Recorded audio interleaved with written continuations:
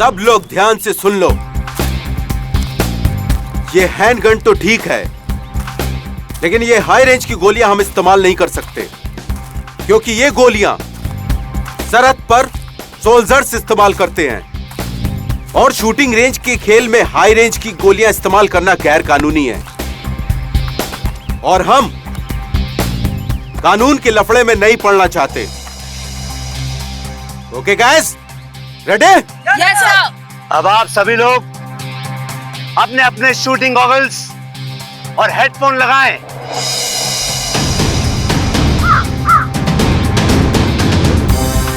अब आप सभी लोग अपने अपने बंदूक उठाएं और अपने कंधे से लगाएं। आंख टारगेट पे और हाथ ट्रिगर पे, और जब मैं 3 बोलूं तो आप फायर कर देना। देखता हूं कौन कितना बड़ा निशानेबाज है। 1 2 3।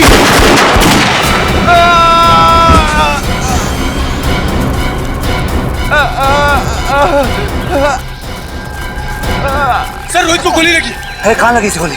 शोल्डर पे। अरे ओह गॉड, मुझे बचा लो सर, मैं मरना नहीं चाहता सर। कुछ नहीं होगा तुम्हें, तुम घबराओ नहीं। ईशान, ये क्या किया तुमने? मार दिया इसको। Have you gone mad? तुमने अटेंडेंट पे गोली क्यों चला दी? इसे फौरन हॉस्पिटल लेके जाना होगा। चलो सर आप सही कह रहे, जल्दी जल्दी जल्दी ले चलिए। चलो चलो। ये आपने सही नहीं किया ईशान। अरे बकवास मत करो। हाँ, इसमें ईशान की गलती नहीं है सिर्फ। तुम लोगों को मालूम था ना यहाँ शूटिंग रेंज में फायरिंग हो रही है, फिर तुम लोग यहाँ क्या कर रहे थे? सर पर इसमें इन लोगों की क्या गलती है? ये लोग तो रेंज से हट के खड़े थे। गलती तो ईशान की है। इसे इतना टेढ़ा निशान क्यों लगाया? हाँ, खुद को स्टेट लेवल का शूटर कहते हो तुम? हर शूटर को यह सिखाया जाता है कि हैंडगन चलाना कितनी जिम्मेदारी का काम है। करेक्ट। और तुम इतने सीनियर शूटर होने के बाद भी इतनी बड़ी जिम्मेदारी कैसे भूल सकते हो? ईशान, तुम तो भगवान से प्रार्थना करना शुरू कर दो, क्योंकि अगर इस अटेंडेंट को कुछ हो जाता है ना तो तुम तो बुरे फंसे। मैं अकेला क्यों फंसूंगा? अरे फंसेगे तो ये भी। अरे दिमाग खराब करके रखा है मेरा। अरे कुछ भी गोली मारती ऊपर से। कौन बोल रहा है? हैं?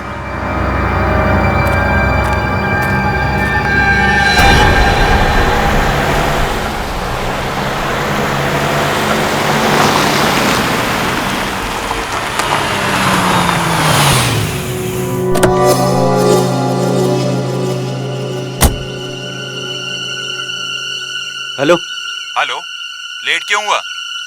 लेट क्यों हुआ? रास्ते में ट्रैफिक बहुत था, आ गया हूं ना। अंदर आ जाओ। अंदर? मैं अंदर आ गया हूं। सामने एक रूम दिख रहा है? हाँ दिख रहा है।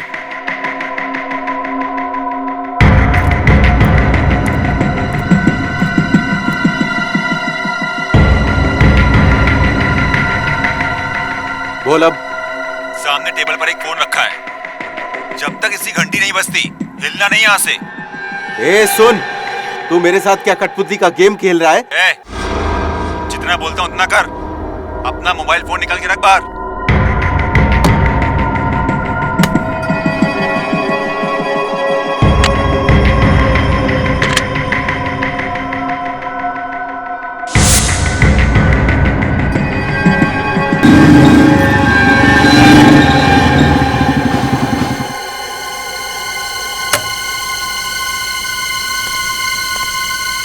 हेलो। हाँ,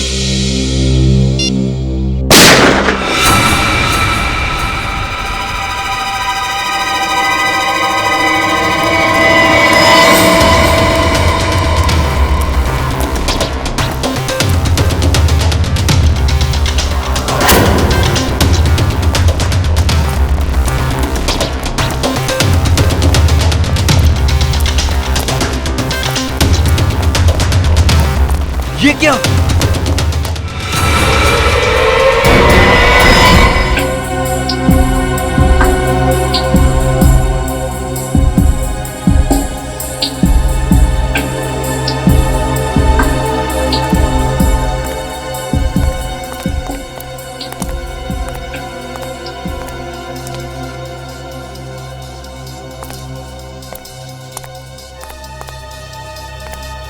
तुम यहाँ क्या कर रहे थे?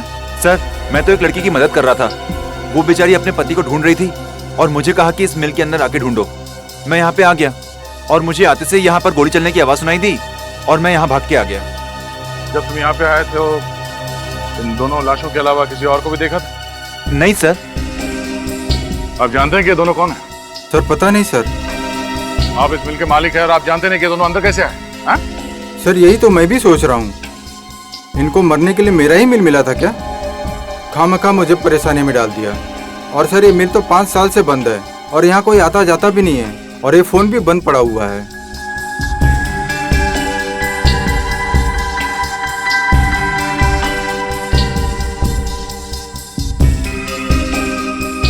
कोई वॉचमैन नहीं है यहाँ पे? सर था एक वॉचमैन, लेकिन बच्चों की छुट्टी होने की वजह से वो 1 महीने पहले गांव चला गया।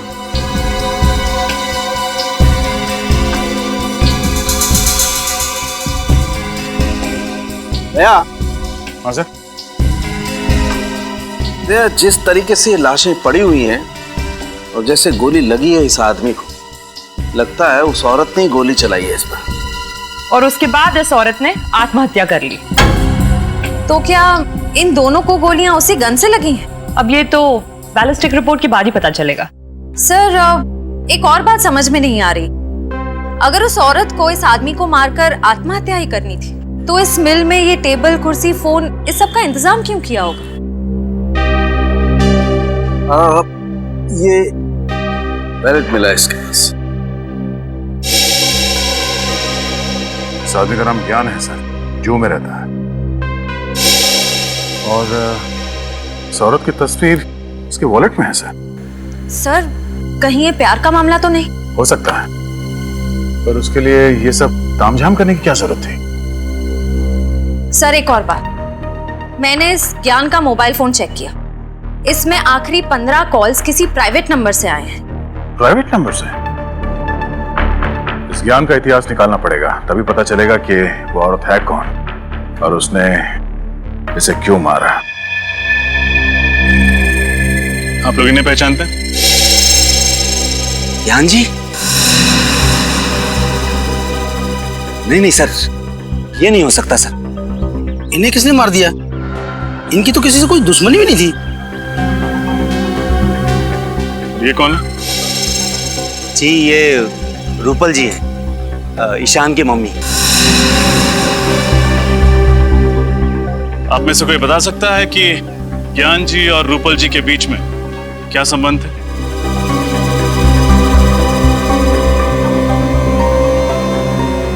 देखिए, हमें शक है कि रूपल जी ने ही ज्ञान जी का खून किया है और फिर खुद को गोली मार के आत्महत्या कर ली। सर रूपल जी और ज्ञान जी की तो सगाई हुई थी और वो दोनों अगले ही महीने शादी करने वाले थे। लेकिन क्या?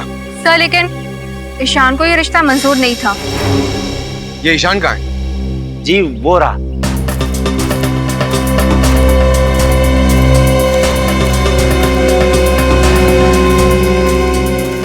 क्या हुआ सर? आपने इतना अर्जेंटली क्यों बुलाया? और ये लोग कौन है?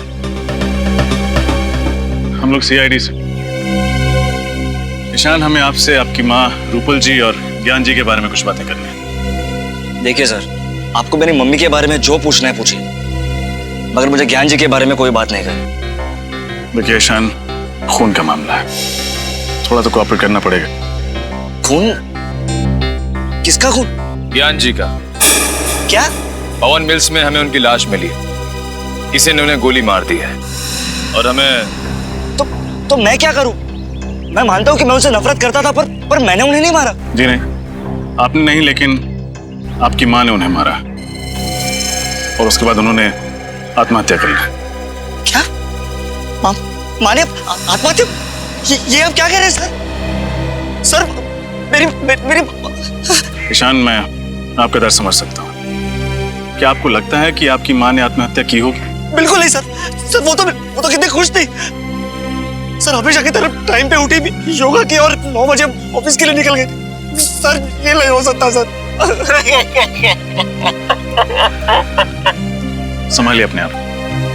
आपको ज्ञान जी के बारे में जो कुछ भी पता है प्लीज हमें बताइए। मैं आपको बताता हूँ। यहाँ पर एक छोटा सा हादसा हुआ था जिसमें एक अटेंडेंट को हल्की सी चोट लग गई थी। उस अटेंडेंट को जब हॉस्पिटल ले जा रहे थे तब ज्ञान जी को एक फोन आया। वो फोन सुनते ही ज्ञान जी बहुत घबरा गए थे, नर्वस होकर तुरंत ही यहाँ से चल दिए। गए कहाँ थे आपको पता है? जी नहीं, कहाँ गए इसका पता नहीं चला। कितने बजे गए थे ज्ञान जी यहाँ से? तकरीबन 12 बजे। सर ईशान सर पहले ही चले गए थे, ज्ञान जी से भी पहले। सर रूपल जी ऑफिस गई थी और ज्ञान जी शूटिंग रेंज से निकले। फिर ये लोग पवन मिल्स कैसे पहुंचे? और फिर ज्ञान जी को फोन किसने किया होगा? लेकिन ज्ञान जी को मारने के बाद रूपल जी ने आत्महत्या क्यों कर ली? इन सभी सवालों के जवाब हमें ढूंढने हैं।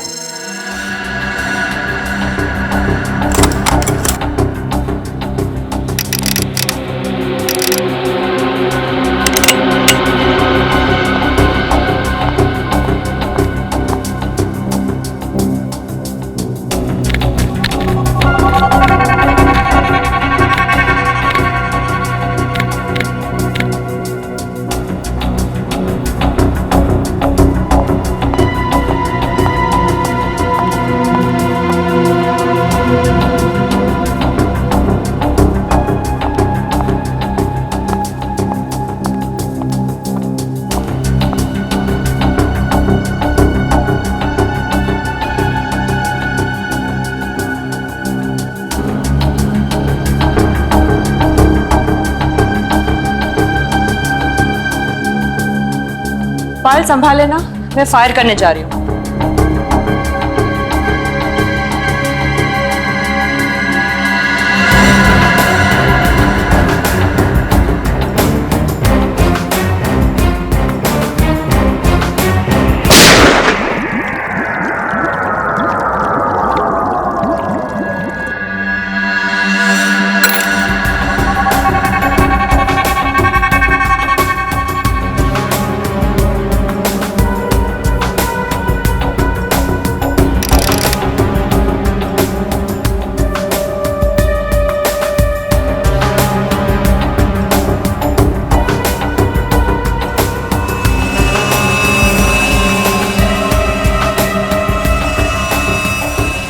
मैम, हाँ ये देखिए 3 घंटे में 3 बार रिपोर्ट निकाली, फिर भी रिजल्ट वही आ रहा है।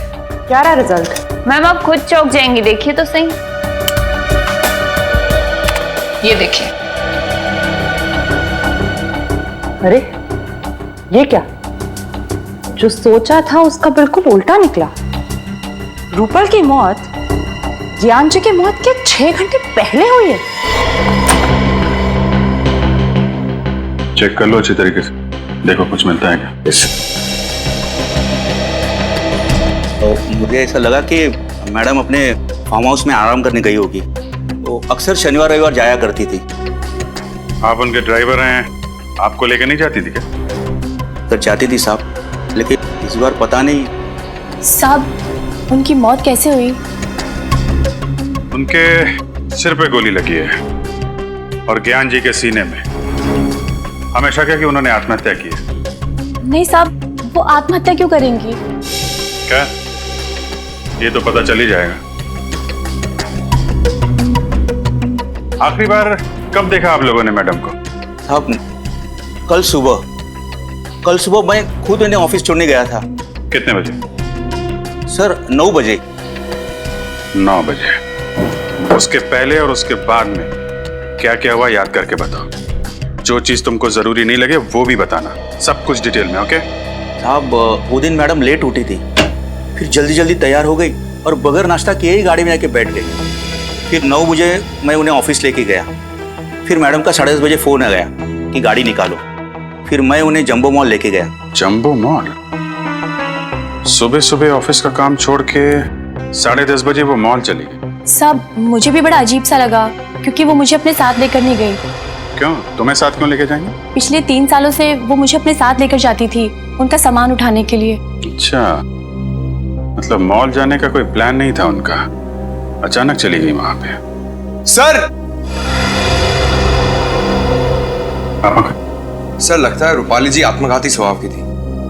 ये देखिए, नाइट स्लीप 30 mg। ये नींद की गोली है सर, बहुत पावरफुल। Doctor Kundan, psychotherapist. पिछले 1 साल से दवाई खा रही है।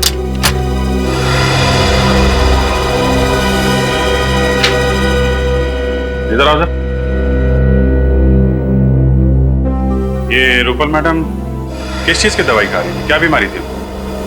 अक्सर उन्हें मिर्गी के दौरे पड़ते थे, लेकिन 6 महीने से उनकी हालत में काफी सुधार था। सर से देखिए, रूपल जी के लॉकर में पिस्टल मिली, लाइसेंस के साथ। License pistol?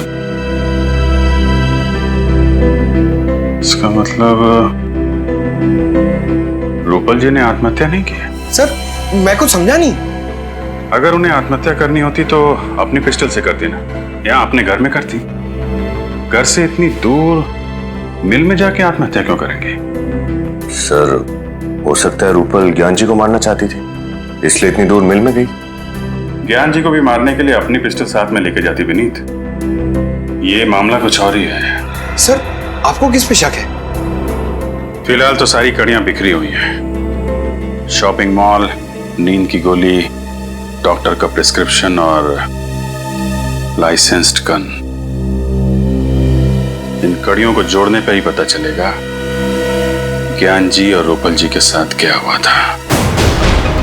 सर ज्ञान जी और रूपल जी दोनों टॉक नाउ कंपनी का मोबाइल यूज करते थे और मोबाइल कंपनी के मैपिंग के हिसाब से रूपल जी कल दोपहर 1 बजे जंबो मॉल में थी पंडारा रोड पर, और तब से उनका मोबाइल ऑफ आ रहा है। और ज्ञान जी? सर ज्ञान जी की लोकेशन ये देखिए सर।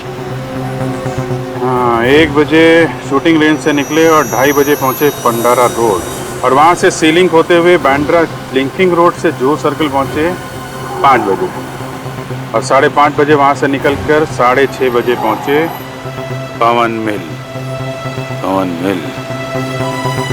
और 6:30 से 6:45 तक ये किसी से फोन पे बात कर रहे थे, किसी प्राइवेट नंबर पे। उसके बाद इनका फोन बंद हो गया। सर क्योंकि उसी दौरान उनकी मौत हो गई थी। मतलब ज्ञान जी और रूपल जी दोनों अलग अलग टाइम पे पंडारा रोड पहुंचे थे। सर ये भी तो हो सकता है कि ज्ञान जी भी जंबो मॉल ही गए। हम अगर क्यों और किससे मिलने? और वो आखिरी कॉल किस अनजान शख्स का था जिससे ज्ञान जी ने इतनी लंबी बात की?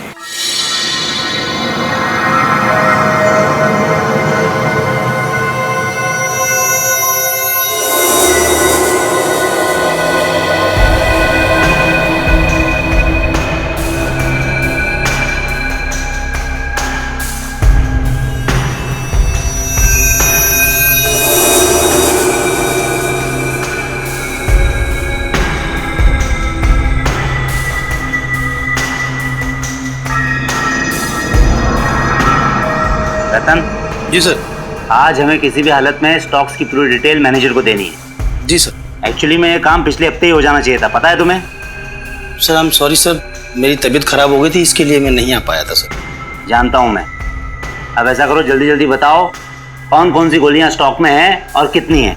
जी सर, ये 315 बोर की सर 21 गोलियाँ हैं, और इसी का कर्टन एक पैक है सर इधर। सर ये 12 बोर की 50 गोलियाँ हैं, और ये हैं 9 mm की इम्पोर्टेड रिवॉल्वर की गोलियाँ।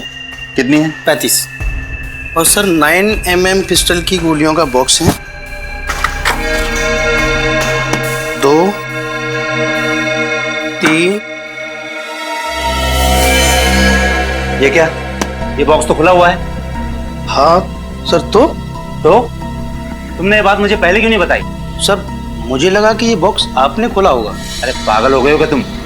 अगर ये बॉक्स मैंने खोला होता तो क्या मैं तुमसे सवाल करता? और ये क्या? इसमें 6 गोलियां गायब है, कहाँ गई वो 6 गोलियां? सर मुझे नहीं मालूम सर। सर आप मुझ पर शक कर रहे हैं सर। तो फिर क्या करूं? तुम्हारे अलावा और किसकी हिम्मत हो सकती है यहाँ से गोलियां ले जाने की? सर मैं पिछले 5 सालों से यहाँ काम कर रहा हूँ, और सर 5 सालों में एक भी खाली कारतूस इधर से उधर नहीं हुआ।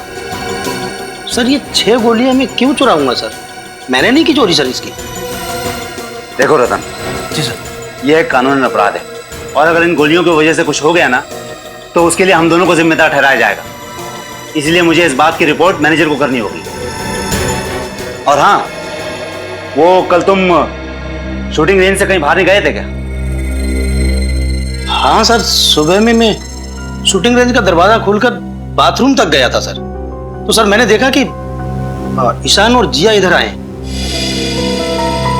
ईशान और जिया, वो भी सुबह सुबह? सर मैंने भी तो ये सवाल उनसे पूछा, लेकिन उन्होंने कोई जवाब नहीं दिया और सीधा अंदर चले गए सर। उन दोनों का सुबह सुबह यहाँ आना और शाम को मिस्टर ज्ञान का खून हो जाना, ये दोनों बातें संयोग नहीं हो सकती रतन। सर आपका मतलब है कि ईशान ने ही ज्ञान जी को? डॉक्टर तारिका प्लीज मजाक मत कीजिए, ये हो ही नहीं सकता। फ्रेडी से मैं मजाक नहीं कर रही हूँ, आइए दिखाती हूँ। ये देखिए, रूपल की मौत दोपहर को 1 और 2 बजे के बीच हुई थी और ज्ञान जी को शाम को 6 और 7 बजे के बीच मारा गया था, ठीक उसी गन से जो गन हमें रूपल के हाथों से मिली थी। तो मतलब पहले रूपल जी का खून किया गया दोपहर को, और उसके बाद ज्ञान जी को मारा गया शाम को, और फिर उसी गन को मरी हुई रूपल के हाथों में थमा दिया। मतलब रूपल जी ने आत्महत्या नहीं की है, किसी ने प्लानिंग के साथ खून किया है उसका। हाँ, इस बात को साबित करने के लिए मेरे पास सबूत है। रूपल के पेट में से मुझे अजीनोमोटो, सोया सॉस और विनेगर के कुछ अंश मिले। डॉक्टर तारिका, ये सारी चीजें तो चाइनीज खाने में होती है ना? हाँ फ्रेडी सर, रूपल ने मरने से पहले चाइनीज खाना खाया था और इसके पेट में से मुझे भारी मात्रा में सिपोक्सिन मिला है, जो नींद की दवाई बनाने में इस्तेमाल किया जाता है। मतलब इन्होंने नींद की गोली ली थी या धोखे से दी गई थी ये तो नहीं बता सकते, लेकिन जाहिर है जो इंसान नींद में होता है वो आत्महत्या तो नहीं कर सकता, क्योंकि मानसिक तौर पे वो इतना होश में ही नहीं होता है कि वो आत्महत्या कर सके। सर, जहां पर रूपल जी ने चाइनीज खाना खाया था, वो नींद की गोलियां शायद वहीं पे दी गई होगी। हो सकता है फ्रेडी, दया सर को इन्फॉर्म कर देता हूँ। हेलो दया सर। सर, हम एक चाइनीज रेस्टोरेंट में तो पूछ चुके हैं, वहाँ किसी ने रूपल जी को नहीं पहचाना। देखते हैं शायद यहाँ कोई पहचान ले। ध्यान रखना आगे जैसे कोई गलती नहीं होनी चाहिए। जी साहब। Sir table for couple sir. नहीं, हम लोग खाना खाने नहीं आए, कुछ सवाल पूछने हैं। सवाल? कैसा सवाल? देखिए हम लोग सीआईडी से हैं। Sorry sir. आप सॉरी क्यों बोल रहे हैं? हमें थैंक यू बोलने का मौका दीजिए। अच्छा ये बताइए कि परसों दोपहर को एक आदमी और एक औरत यहाँ खाना खाने के लिए आए थे और उसी दिन उनका खून कर दिया। श्रेया? खून? जी। ये दो। शैलेश? हाँ सर बोलिए। कल ये दोनों हमारे रेस्टोरेंट में आए थे ना? अरे ये औरत जिसने शेजवान फ्राइड राइस और मंचूरियन ग्रेवी का ऑर्डर दिया था और खाते खाते उनको चक्कर भी आया था, खुद भी गिर गई थी और पेट भी नीचे गिरा थी। हाँ सर, इसी की वजह से तो आपने रसोइया को डांटा भी था। साथ में आदमी भी था ये? नहीं साहब, आदमी ये नहीं था, आदमी और कोई था। 30-32 साल उम्र होगी और पढ़ा लिखा लग रहा था। वो दोनों कितने बजे आए थे? करीब 12 बजे। दोनों खाना खा रहे थे कि अचानक मैडम बेहोश होकर गिर गई। हम सब बहुत घबरा गए, लेकिन वो आदमी बिल चुकाकर फटाफट मैडम को लेकर निकल गए यहाँ से। मतलब औरत जानबूझ के बेहोश नहीं हुई है, नींद की दवाई दी गई थी उसे। पेमेंट कैसे किया इन लोगों ने? क्रेडिट कार्ड से सर। क्रेडिट कार्ड से? क्रेडिट कार्ड की डिटेल चाहिए हमें जल्दी। गोली आप लोगों में से कोई पहचानता? यह है बैलिस्टिक रिपोर्ट। जो 6 गोलियां शूटिंग रेंज से गायब हुई हैं, ये उनसे मैच करती है।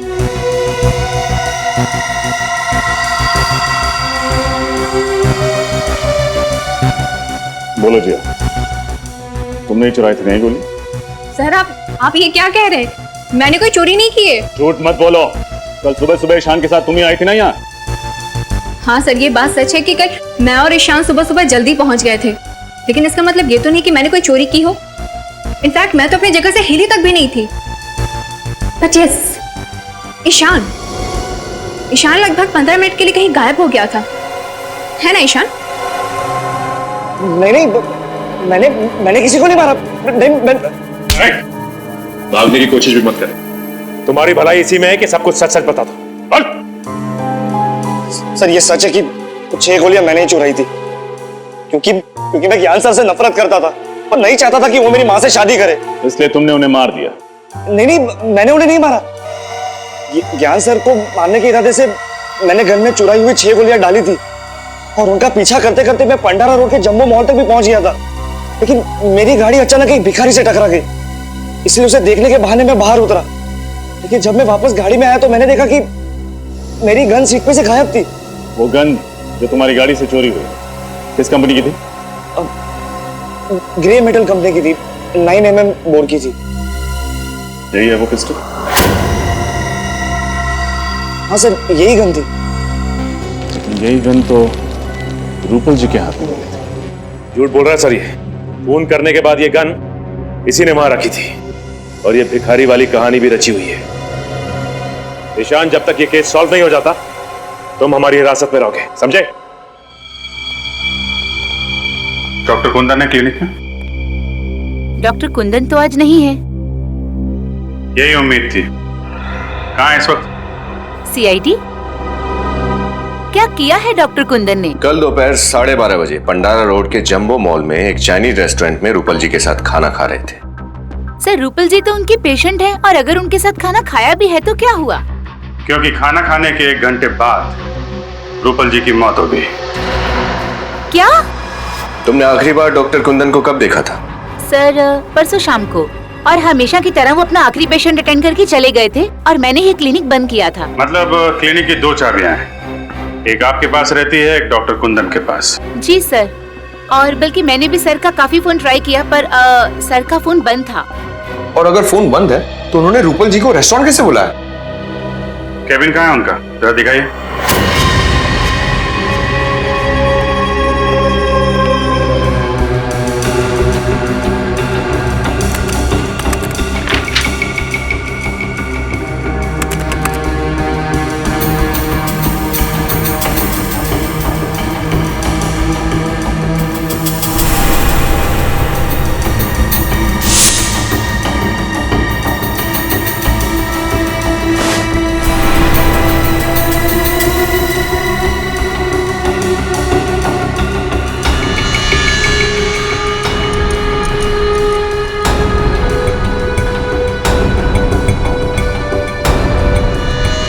ये खून से सने हुए बाल क्या कर रहे हैं यहाँ पे?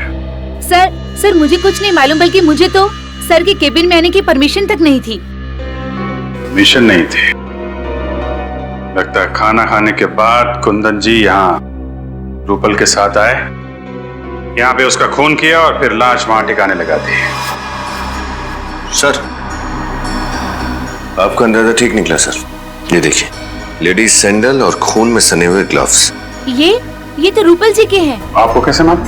वो सर, एक्चुअली मुझे ना इन सैंडल्स का डिजाइन बहुत पसंद था, बल्कि मैंने रूपल जी से पूछा भी था कि उन्होंने ये कहाँ से खरीदे। अगर रूपल जी का खून डॉक्टर कुंदन ने किया है तो फिर ज्ञान जी को भी इसी ने मारा होगा।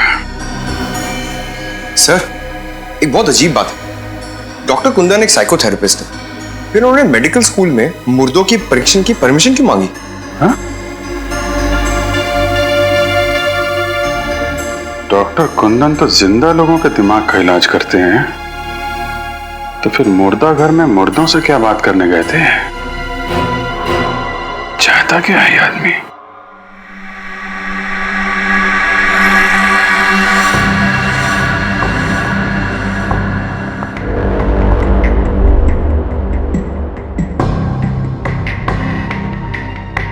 डॉक्टर तारिका, कौन सी नई बात पता चली? सचिन, मैं ये बताना चाहती हूँ कि ज्ञान जी का खून जिसने भी किया है, मगर गोली उतनी ही दूरी से चलाई गई है जहां पर रूपल बैठी थी मरी हुई। ये कैसे बता सकती हैं आप? ट्रेजेक्टरी टेस्ट के द्वारा। आइए सर, ये देखिए, गोली यहां से चली और यहां से बाहर निकली। डमी के अंदर जो होल है उसकी गोलाई भी उतनी ही बनाई गई है जितनी कि उस गोली की थी, 0.9 mm। अब मान लीजिए मैं रूपल हूं। रेडी सर, जरा प्लीज लाइट ऑफ करेंगे? यस। जब रूपल हमें मिली मरी हुई तब उसके हाथ में गन इस तरह से थी। अब ये लेजर ये साबित करेगा कि जब ज्ञान जी पर गोली चली तब खूनी कितनी दूरी पे था और गोली किस एंगल से चली। ऐसा हुआ था सब कुछ। रेडी सर, जरा लाइट्स ऑन करेंगे प्लीज। यस। एक बात समझ में नहीं आ रही। माना कि रूपल जी के हाथों में गन पाउडर लगा हुआ था, लेकिन जब ज्ञान जी की मौत हुई उससे पहले ही रूपल मर चुकी थी। तो फिर रूपल ने गोली चलाई तो चलाई कैसे? सर अगर ज्ञान जी को सामने से गोली मारी है तो फिर उन्होंने खूनी को देखा कैसे नहीं? और तो और उन्होंने अपने आप को बचाने की कोशिश कैसे नहीं की? रेडी, कुछ तो ऐसा है जो हम लोग देख नहीं पा रहे, क्योंकि दुनिया का कौन सा ऐसा आदमी होगा जो मौत को सामने से आता देख अपने आप को बचाना नहीं चाहेगा। आप सब लोग मेडिकल स्टूडेंट्स हैं, इसलिए रिगर मॉर्टिस की थ्योरी के बारे में तो आप सब लोगों को बहुत अच्छी तरह पता है। आज हम प्रैक्टिकली देखेंगे कि रिगर मॉर्टिस आखिर कैसे होता है। किसी भी आदमी के मरने के बाद उसके शरीर में केमिकल चेंजेस कैसे आते हैं। उसके मरते ही कुछ घंटे के अंदर उसका ब्लड ठंडा हो जाता है और उसके शरीर के अलग अलग हिस्से सिकुड़ जाते हैं। लगभग 3 घंटे बाद रिगर मोर्टिस का असर शुरू होता है और इसकी शुरुआत चेहरे से होती है और तकरीबन 12 घंटे बाद शरीर का पूरा खून जम जाता है और शरीर इतना ठंडा पड़ जाता है कि इसे हिला पाना नामुमकिन होता है। सर 48 घंटे से लेकर 60 घंटे के अंदर तक शरीर का सड़ना और गलना भी शुरू हो जाता है ना? करेक्ट, लेकिन इतने घंटे तक हम वेट नहीं कर सकते। हम लाश की वीडियो रिकॉर्डिंग करते हैं ताकि उसे बाद में देखा जा सके कि उस लाश पे उस रिगर मॉर्टिस का कितना असर हुआ। एक्सक्यूज मी सर, आपसे कोई मिलने आया है। ओके, एक्सक्यूज मी, मुझे कोई मिलने आया है। Hello sir, okay. Hi, how are you? कैसे आप? मैं अच्छा हूँ, आप कैसे? या आई एम गुड। आप किसी परमिशन लेटर के बारे में जानना चाहते थे? हाँ, वो doctor Aarav, psychotherapist doctor Kundan ने इस लेटर के जरिए आपसे गुजारिश की थी कि वो यहाँ आकर देखना चाहते हैं कि मर जाने के बाद आदमी के शरीर में क्या क्या बदलाव आते हैं। Doctor Kundan, human psychology doctor, मैं जानता हूँ उन्हें। इन्होंने परमिशन ली थी, लेकिन अपने लिए नहीं, किसी और के लिए। क्या? कोई और आया था यहाँ पे राइगर मॉर्टिस की जानकारी हासिल करने के लिए? हाँ, एक लड़की थी, मेडिकल स्टूडेंट थी, 1 महीने में कई बार आती थी वो, और राइगर मॉर्टिस का लाशों के ऊपर क्या इफेक्ट होता है उसे देखती थी। उसके बाद अपने नोट्स बनाती थी। उसके बाद हम लोग जो सारा दिन रिकॉर्डिंग करते हैं, शाम को उसे भी लेके जाती थी। लेकिन इतनी टैलेंटेड और इतनी लगन वाली लड़की मैंने पहले कभी नहीं देखी। आई विश के वो बहुत बड़ी डॉक्टर बनेगी। और इस लड़की को डॉक्टर कुंदन ने भेजा था? जी। आपको उस लड़की का नाम याद है? इसका नाम जिया, जिया था उसका नाम। जिया? सर कहीं ये वही जिया तो नहीं जिसने ईशान के खिलाफ गवाही दी थी? सर मेरे पास उसका नंबर है, ये देखिए। मैंने भी जिया को कई दफा कॉल किया, ये उसका नंबर। तो नंबर मैच करना। रिगर मोर्टिस का असर धीरे धीरे शरीर के निचले भाग पर भी होने लगेगा। सर ये वही जिया है। वही जिया है। डॉक्टर कुंदन ने रूपल को मारने से पहले जिया को यहाँ पे राइगर मॉर्टिस की जानकारी हासिल करने के लिए भेजा, लेकिन क्यों? दया, तुम्हारे इस क्यों का जवाब है मेरे पास। जवाब है?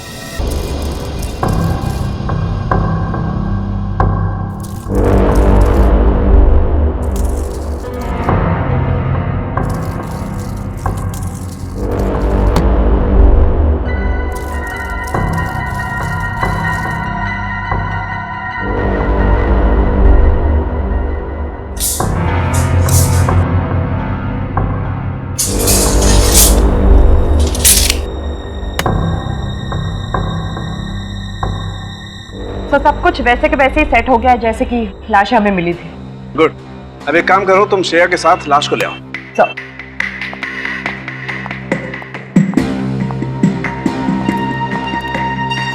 डॉक्टर साहब, यहाँ पे पुतला, बाहर उस लड़की की लाश, अब यहाँ पर क्राइम सीन को रिकंस्ट्रक्ट करने की कोशिश कर रहे हैं क्या? हाँ दया, बिल्कुल वही कर रहा हूँ। और मैंने ऊपर कैमरा भी फिट कर दिए, जो सारी रिकॉर्डिंग करेंगे ताकि हमें मॉनिटर पे पता चल जाएगा बाहर कि अंदर क्या हो रहा है।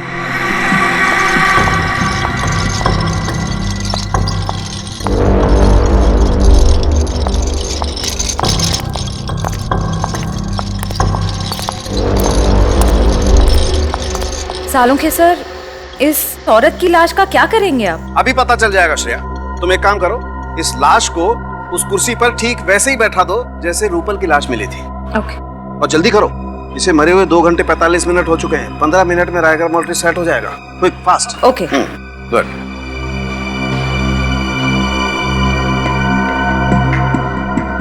गुड। तारिका, अब तुम एक काम करो, बाहर जाकर के मॉनिटर चेक करो, देखो कि सारे कैमरा सही तरीके की रिकॉर्डिंग कर रहे हैं या नहीं।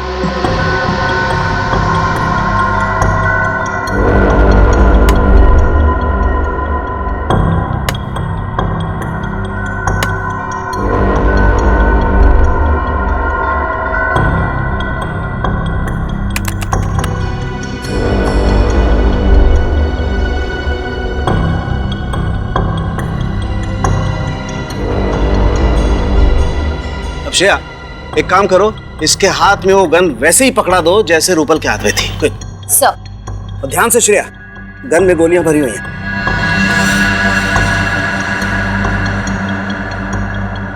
दया, बॉक्स में एक लकड़ी का पीस होगा, देखो जरा। ये हाँ।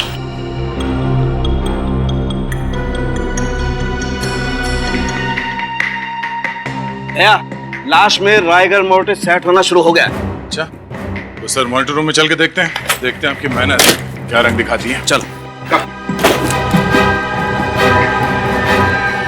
जैसे जैसे रायगर मोर्टिस लाश के चेहरे से उसके हाथों पर आता जाएगा, वैसे वैसे खूनी का चेहरा आईने की तरह साफ होता जाएगा। सर, जब ज्ञान जी को गोली लगी थी उस वक्त रूपल जी की मौत करीब 6 घंटे हो चुके थे, तो क्या हमें और 3 घंटे इंतजार करना पड़ेगा? इंतजार तो करना पड़ेगा दया। खूनी के दिमाग को परखना है तो थोड़ा इंतजार तो करना पड़ेगा। क्या सोच रहे हैं सर? श्रेया, अगर ये खून पहले से प्लान था तो हो सकता है कि चिंटू को यहाँ पे जानबूझ के भेजा गया। चिंटू का यहाँ पे आके लाश देखना भी प्लान हो, क्योंकि अगर चिंटू यहाँ पर नहीं आता तो हमें पता नहीं चलता इस लाश के बारे में। हो सकता है सर, लेकिन चिंटू कह रहा था कि उसे यहाँ किसी औरत ने भेजा था। हो सकता है खूनी कोई औरत ही है। इस केस में 2 औरत है, एक ये रूपल जो मर चुकी है और दूसरी ओह नो, इस चिंटू को फौरन यहाँ बुला।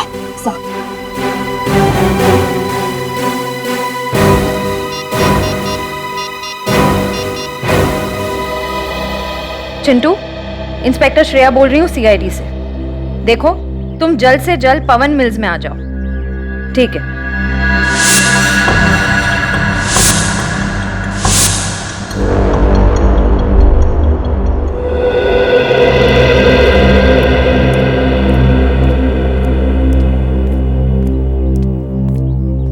मैंने कुछ नहीं किया सर, मैंने जो कुछ देखा था आपको बता दिया। देखो चिंटू, घबराओ मत। तुमने बताया कि एक लड़की तुम्हें यहाँ पे लेके आई। जी सर। उस लड़की को देखोगे तो पहचान लोगे? हाँ? क्या ये लड़की थी वो? सर ये वही है सर। पक्का यही थी वो? यही है। इसका मतलब दोनों खून के पीछे जिया है।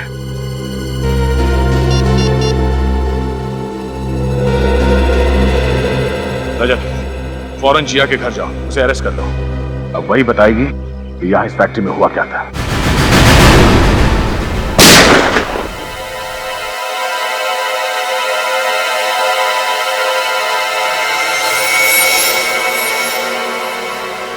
CID?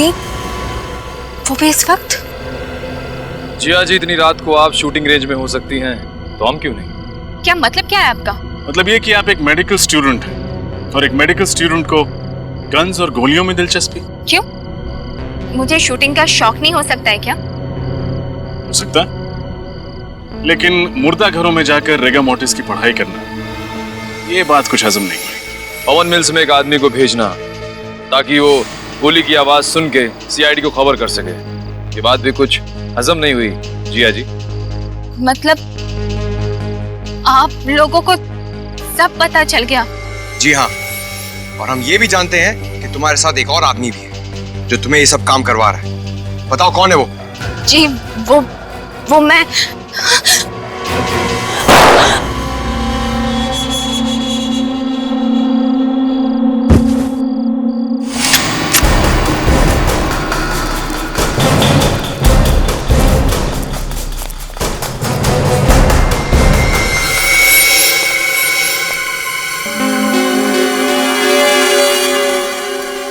हाथ से निकल गया।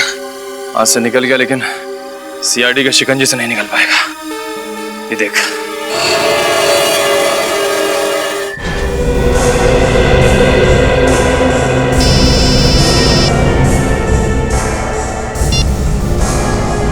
हेलो। हाँ, क्या? ठीक है, तुम उस गन को संभाल के रखना, वो गन ही हमें खूनी तक पहुंचाएगी। ओके।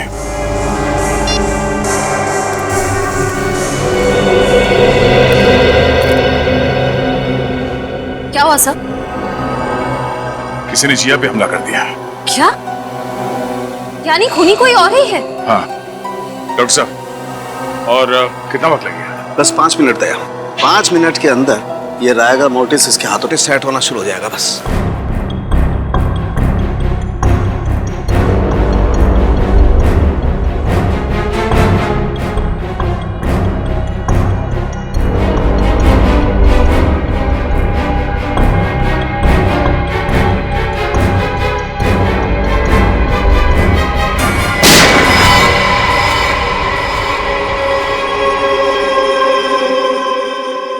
ये देख, ऐसे हुई थी मौत।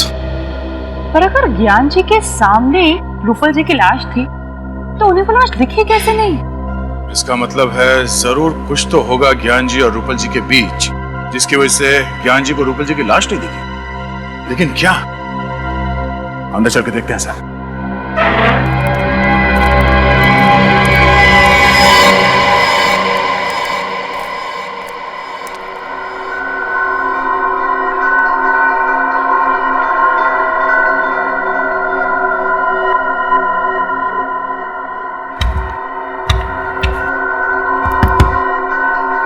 तो ये देखिए, बॉक्सर पिलर क्या है क्या इसमें?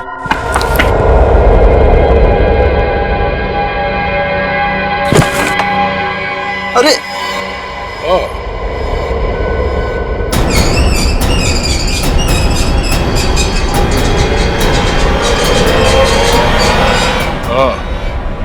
तो ये है वो राज जिसकी वजह से ज्ञान जी के सामने बैठी हुई मौत उन्हें नजर नहीं आई। ये पर्दा देखो, ये छेद देख रहे हो पर्दे पे? पर्दे पर ये छेद गोली लगने की वजह से हुआ है। ये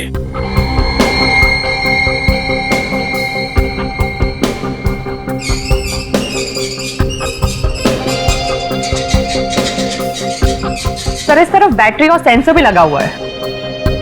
बैटरी और सेंसर? ओह, यानी कि जैसे ही गोली चली इस पर्दे पे झटका लगा और उस सेंसर को पता चल गया और ये पर्दा बंद हो गया। इसीलिए जब हम लोग यहाँ पर आए थे तो हमें ये पर्दा नहीं दिखा। तो शायद जब ये गोली चली ज्ञान जी के ऊपर, खूनी यहीं पर था। तो सोच समझ के प्लानिंग की है उसने। मगर सर ये किसका काम हो सकता है? वही जिसे गन्स, गोलियां और राइगर मोर्टिस की बहुत अच्छी जानकारी है, और वो एक ही आदमी हो सकता है।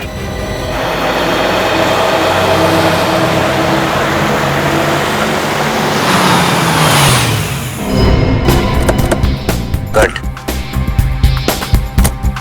मायरा, मैंने तुम्हें कितनी बार समझाया, राइफल हमेशा कंधे के लाइन में होनी चाहिए। ऐसे, बिल्कुल ऐसे। Okay sir. ओके? ओके। अब गोली बिल्कुल निशाने पे लगेगी। मायरा, अनिकेत सर जो सिखा रहे हैं वो ध्यान से नहीं सीखोगे तो जिसने रूपल जी का और ज्ञान जी का खून किया उसके जैसा शार्प शूटर कैसे बनोगे? अरे सर, ये किसी का खून तो क्या, अंधेरे में किसी को जख्मी भी नहीं कर सकती है। सर, जिया ठीक तो है ना?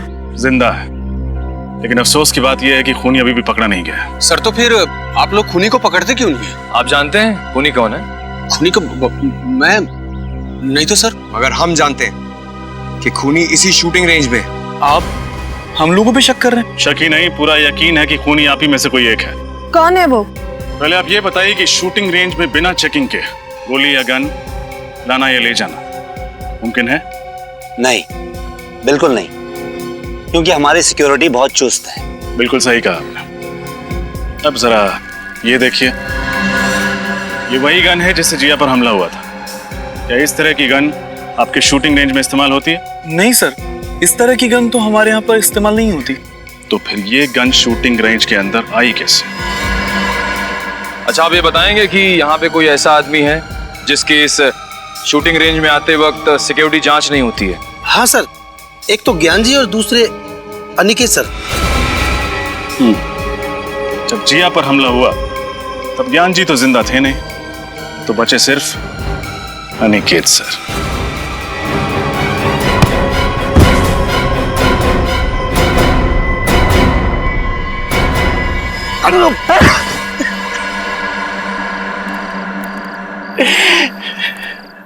हाँ, मैं खूनी हूं। मैंने ही रूपल का खून किया है। दरअसल मुझसे ज्ञान और रूपल का रिश्ता देखा नहीं जाता था। मैं रूपल को तब से चाहता था जब वो मेरे साथ कॉलेज में पढ़ा करती थी। बहुत प्यार करता था मैं उससे, लेकिन उसने किसी और से शादी कर ली और उसके गम में मैंने भी कसम खा ली कि मैं सारी जिंदगी कुंवारा रहूंगा। लेकिन एक दिन अचानक रूपल के पति की मौत के बाद मुझे ऐसा लगा कि शायद किस्मत मुझे एक और मौका दे रही है। लेकिन इससे पहले कि मैं अपने दिल की बात रूपल को कहता, ज्ञान बीच में आ गया और मेरी आंखों के सामने मेरा प्यार और उसकी बेशुमार दौलत मेरे हाथों से खिसकती नजर आई। ये बात मुझसे बर्दाश्त नहीं हुई। इसलिए रिगर मोर्टिस का अनोखा तरीका अपनाने के लिए तुमने पहले रूपल जी को मारा? हाँ, और उसके लिए मैंने डॉक्टर कुंदन और जिया की मदद ली। सर, रिगर मोर्टिस इंसान के मरने के ठीक 3 घंटे के बाद उसकी लाश में असर होना शुरू हो जाता है। लेकिन क्या हम ये पता लगा सकते हैं कि लाश के शरीर का कौन सा हिस्सा कब सिकुड़ना शुरू होगा? सर, ये कहना तो थोड़ा मुश्किल होगा, लेकिन हाँ, नामुमकिन बिल्कुल भी नहीं है। अगर आप लगातार लाश का निरीक्षण और परीक्षण करेंगे तो इस लाश की एक एक पेशियां कहां और कब सिकुड़ने लगेंगी, इसका ज्ञान आप हासिल कर सकते हैं। उसके बाद तुमने क्या किया? फिर मैंने रूपल की लाश को ले जाकर पवन मिल्स में रख दिया। अब आप ये बताने का कष्ट करेंगे कि डॉक्टर कुंदन कहाँ पे है? वो मेरे घर पर है। मैंने उन्हें नींद का इंजेक्शन दिया है। अनिकेत, दौलत की लालच ने तुम्हें अंधा बना दिया। 2-2 खून का डाले तुमने। इसकी तुम्हें एक ही सजा मिलेगी, फांसी।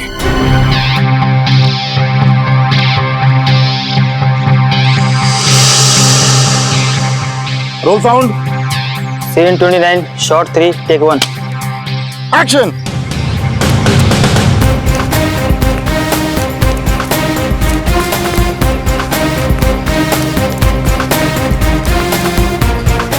अगर इन लोगों ने मुझे पकड़ लिया तो मुझे जिंदा नहीं छोड़ेंगे। मुझे कैसे भी पुलिस को फोन कर इस ड्रग डील के बारे में इन्फॉर्म करना चाहिए। कहाँ जाऊं? हाँ हाँ, फोन बूथ।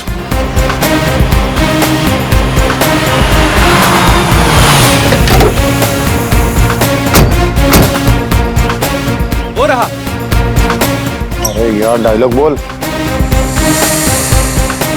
ये डायलॉग क्यों नहीं बोल रहा है? क्या हो गया इसको? तुमने रिहर्सल करवाई थी इसकी? सर 2 बार इसको रिहर्सल करवाई थी, पता नहीं क्यों नहीं डायलॉग बोल रहा है। क्या हो गया इसको पता नहीं। प्रॉम्प्ट कर। हेलो सर, आपको 100 नंबर डायल करके बोलना है। Hello police. सर, मैं केतन बोल रहा हूँ। सर, आप क्या कर रहे हो सर? आप 100 नंबर डायल करो सर। ये वो यहाँ भूत बन के क्यों खड़ा हो गया यार? इसको पता नहीं कैमरा कहाँ लगा हुआ है यार। ये बोल क्यों नहीं रहा है? काट इट। जाओ जाके उसको समझा करके रहे वहां पे। कितनी बार समझाओ उसको डायलॉग बोले यार। कहाँ से उठा के ले आते हैं आप भी। सुपरस्टार है, कोई और नहीं मिला था कष्ट करने के लिए। अरे मुझे कोसना बंद करो यार।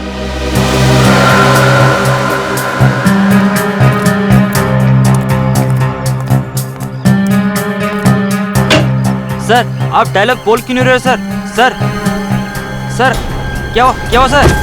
सर ओ सर सर अरे क्या हो गया इनको? लगता है बेहोश हो गए। देखो, अरे कोई डॉक्टर को बुलाओ। क्या हो गया इसे? अरे होश में लाओ इसे।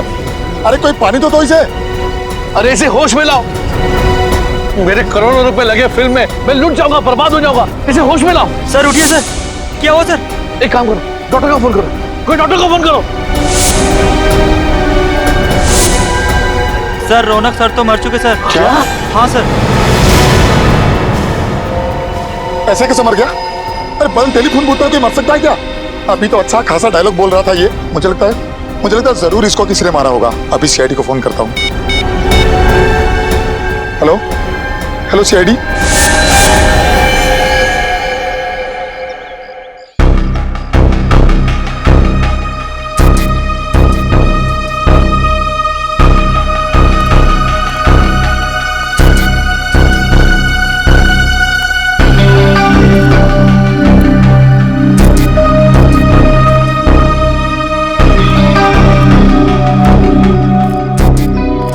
ना कोई चोट का निशान है, ना कोई घाव है, खून का एक धब्बा तक नहीं कहीं पर भी। फिर भी इसकी मौत हो गई। कैसे?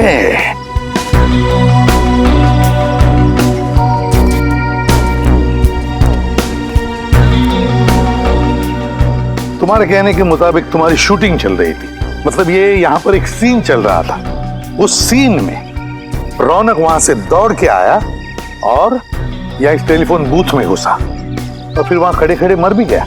हाँ सर, मेरे बार बार डायलॉग प्रॉम्प्ट करने के बाद भी वहाँ से कोई रिस्पांस नहीं आ रहा था सर। फिर मैंने टेलीफोन बूथ का दरवाजा खोला सर, फिर वो मेरे ऊपर ही आकर गिर पड़े। एक बात बताओ, जब रौनक वहां से दौड़ते आया इस फोन बूथ में जाने के लिए, तब आप में से किसी को भी ऐसे लगा कि शायद रौनक को कुछ लगा हो या फिर किसी ने कुछ मारा हो जिसकी वजह से उसकी मौत हो गई इधर फोन बूथ में? नहीं सर, किसी ने उस पर कोई वार नहीं किया। क्या फोन बूथ के अंदर कुछ था जिसे हमारे आने से पहले आपने मिटा दिया हो? नहीं सर, किसी ने किसी भी चीज को हाथ नहीं लगाया। बड़ी अजीब बात है, किसी ने किसी भी चीज को हाथ नहीं लगाया, ना रौनक के साथ यहाँ पर कुछ भी हुआ, फिर भी उसकी मौत हो गई। कैसे? सर ये मरा नहीं है, जरूर इसे किसी ने मारा। वैसे आप कौन हैं? सर मैं इस फिल्म का प्रोड्यूसर हूँ। अच्छा, तो इस फिल्म के प्रोड्यूसर आप हैं और आप डायरेक्टर हैं। क्यों ये प्रोड्यूसर साहब ऐसा क्यों कह रहे हैं कि रौनक की मौत नहीं, उसे किसी ने मार डाला? सर मुझे कुछ नहीं पता सर मैं तो वहां बैठा अपना शॉट ले रहा था। रौनक जी अचानक से दौड़ते हुए और खड़े खड़े उनकी मौत हो गई। तुम्हें कुछ नहीं पता, यहाँ पर किसी को भी कुछ भी नहीं पता, फिर भी रौनक की मौत हो गई। सर हमने सुना है कि मिस्टर रौनक की हत्या हुई। आप लोग अंदर कैसे आ गए? सर हमने सुना है इस फिल्म के लिए आपने करोड़ों रुपए का फाइनेंस लिया था। अगर रौनक जी की फिल्म रिलीज नहीं हुई तो क्या आपका दीवारा निकल जाएगा? ये किस तरह के सवाल कर रहे हैं आप लोग? और आप लोग अंदर आए कैसे? सिक्योरिटी, इन्हें अंदर कैसे आने दिया? सर आप बताइए। सर देखिए, तहकीकात जारी है, जैसे कुछ मिल जाएगा हम आपको इन्फॉर्म कर देंगे। तब तक हमें जरा अपना काम करने दीजिए। Thank you very much. हाँ पंकज, कुछ मिला? नहीं सर, बूथ में कोई भी निशान या सबूत नहीं है। हाँ सर, सब कुछ ठीक ठाक है सर। लाश को फोरेंसिक लैब भेज दो। सर आप मेरा विश्वास कीजिए, इसे मारा गया है, इसका खून हुआ है। वो तो हम पता लगा ही लेंगे कि रौनक का खून हुआ है या नहीं, और अगर खून हुआ है तो ये भी पता लगा लेंगे कि रौनक का खून किया किसने है। समझे आप?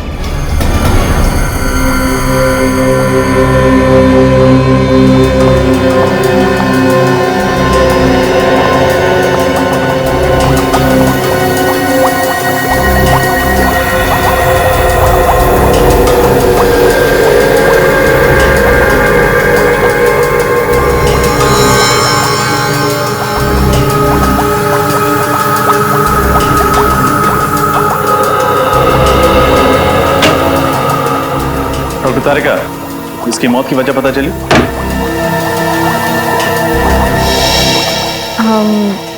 इसकी मौत दिल के दौरे की वजह से हुई है क्या? नहीं।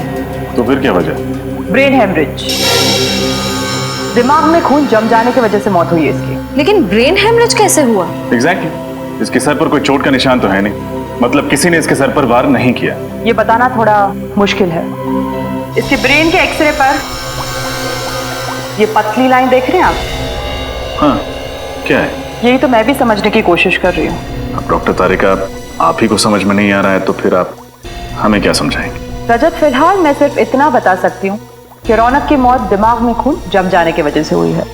तो फिर हम इसे क्या समझे, खून या कुदरती मौत? पक्का तो नहीं बता सकती, लेकिन मुझे तो लग रहा है कि खून ही है। कुछ और टेस्ट करने के बाद मैं सालों के सर के साथ इस केस के बारे में डिस्कस करूंगी और उसके बाद ही कुछ बता पाऊंगी। डायरेक्टर साहब, हमें तो पता चला है कि रौनक के साथ आपका 36 का आंकड़ा था। आप रौनक को अपनी फिल्म में बतौर हीरो साइन नहीं करना चाहते थे, बल्कि आप किसी और को साइन करना चाहते थे। वो क्या है? आपको तो खुशी हो रही होगी, आपके गले का कांटा निकल गया। ये सरासर गलत है मैडम, ये सच नहीं है। रौनक इंडस्ट्री का सबसे बड़ा स्टार था और हर डायरेक्टर यही चाहता था कि उसके साथ काम करे। लेकिन हमारी जानकारी के हिसाब से तुम मुझसे बहुत परेशान थे। क्या छिपा रहे हमसे? हाँ, मैं परेशान था। बहुत नखरे थे उसके। एक तो लेट आना, ऊपर से जल्दी चले जाना, ये नहीं खाऊंगा, वो नहीं खाऊंगा, ये नहीं पहनना है, वो नहीं पहनना है, वगैरह वगैरह। क्या ये तुम्हारी पहली फिल्म है? नहीं मैडम, इससे पहले मैंने 1-2 छोटी मोटी फिल्में की हुई हैं, लेकिन इतने बड़े सुपरस्टार के साथ ये मेरा पहला मौका था मैम। मेरा तो कैरियर अभी शुरू हुआ था। मैं भला ये कैसे कर सकता हूँ? फिर कौन कर सकता है? हाँ, कौन कर सकता है ये घिनौना काम?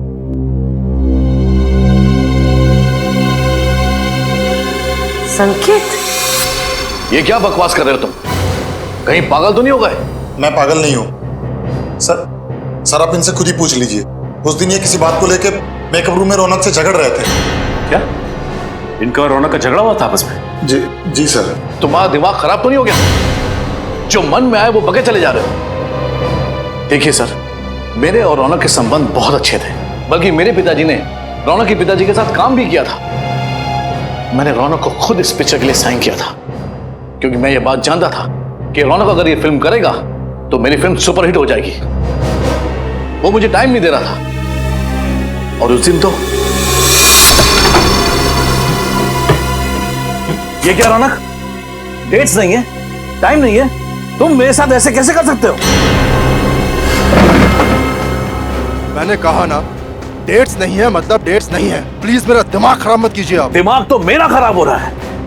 रौनक, तुम इतने अनप्रोफेशनल कैसे हो सकते हो? याद है तुमने एग्रीमेंट साइन किया मेरे साथ। देखो, मैं सिर्फ फिल्म में एक्टिंग के पैसे लेता हूँ। ये टीवी के रियलिटी शोज में जा जाकर फिल्म को प्रमोट करने का वक्त नहीं है मेरे पास, समझे आप? इसका मतलब ये है कि तुम प्यार से नहीं मानोगे। ओह, तो तुम मुझे सुपरस्टार रौनक को धमकी दे रहे हो? हाँ? तुम कर क्या लोगे मेरा?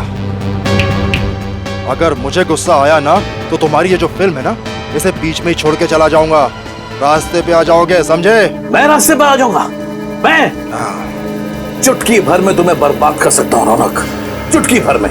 बस मीडिया के सामने जाकर मैंने तुम्हारे और सुप्रिया के रिश्ते की बात बता दी तो तुम उसी समय बर्बाद हो जाओगे रौनक।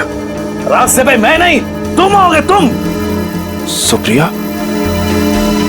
सुप्रिया के बारे में आप क्या जानते हैं? सब कुछ जानता हूं मैं रौनक, तुम्हारे और सुप्रिया का राज सब पता है मुझे। बस मीडिया के सामने जाकर मुंह खोलने की देरी है। संकेत जी, आपस के झगड़े में आप सुप्रिया को बीच में क्यों ला रहे हैं? प्लीज आप मीडिया से कुछ मत बोलिएगा। आप जो कहेंगे मैं करूंगा। आपकी फिल्म को प्रमोट करूंगा, कुमार जी का साइनिंग अमाउंट भी वापस कर दूंगा। बट प्लीज इस राज को राज ही रखिएगा। और इस ब्लैकमेल से रौनक जी डर गए। जी, उसके तो पसीने छूट गए थे। वो मुझे मुंह मांगी डेट्स देने के लिए तैयार हो गया था, पूरी तरह से कोऑपरेट करने के लिए तैयार हो गया था। अब आप ही बताइए सर कि मैं अपने ही हीरो का खून क्यों करवाऊंगा? और ये औरत सुप्रिया कौन है जिसका नाम सुनते ही रौनक इतना घबरा गया था? इन दोनों का क्या संबंध है आपस में? सर क्या संबंध था ये तो मैं नहीं जानता, एक दिन रौनक मेरे साथ ऑफिस में बैठा हुआ था। फिल्म्स के डायलॉग का नरेशन चल रहा था कि अचानक ये औरत जबरदस्ती मेरे ऑफिस में घुस आई। वो रौनक से मिलने की जिद करने लगी। वो बहुत गुस्से में थी, चिल्लाने लगी, मेरे ऑफिस में तमाशा खड़ा करने लगी। फिर उसे देखते ही रौनक का चेहरा सूख गया। वो उसके सामने कुछ बोल ही नहीं पा रहा था।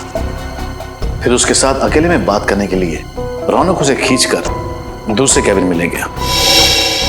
मतलब आपने उन दोनों की बातें नहीं सुनी? जी नहीं, पर मैं ये समझ गया कि रौनक कोई बहुत बड़ा राज छुपा रहा है। इसीलिए मैंने उसे झूठ मूठ कह दिया कि मैंने दरवाजे के बाहर उसकी सारी बातें सुन ली हैं और मुझे उसके राज का पता चल चुका है। तो ये बात है। आपके पास इस सुप्रिया का एड्रेस तो होगा ना? जी है।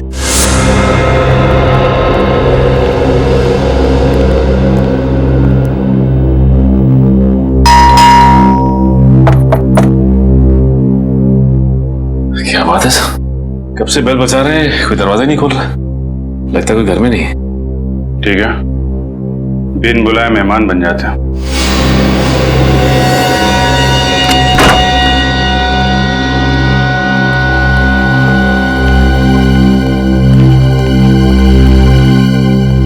अच्छी तरीके से घर चेक करते हैं, देखो कुछ मिलता है क्या।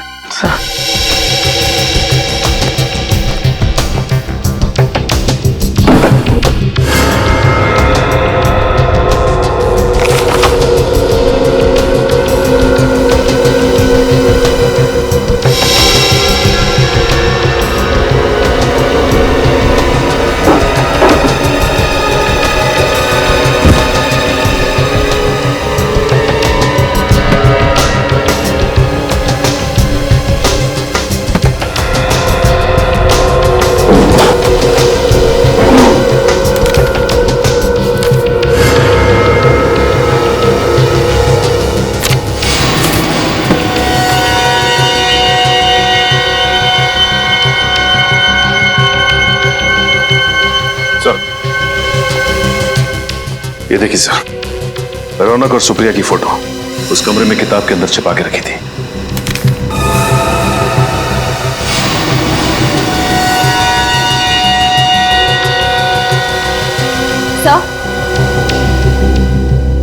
सही है, देखिए।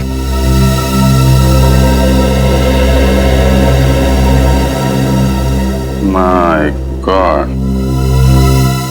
तो ये चक्कर है। Marriage certificate? सर, रौनक जी और सुप्रिया जी शादीशुदा थे। पर अगर सुप्रिया रौनक की बीवी थी तो ये बात इतने सालों तक उसने लोगों से छुपा के क्यों रखी? रौनक जी तो रहे नहीं, अब ये बात उनकी पत्नी सुप्रिया जी बताएंगे।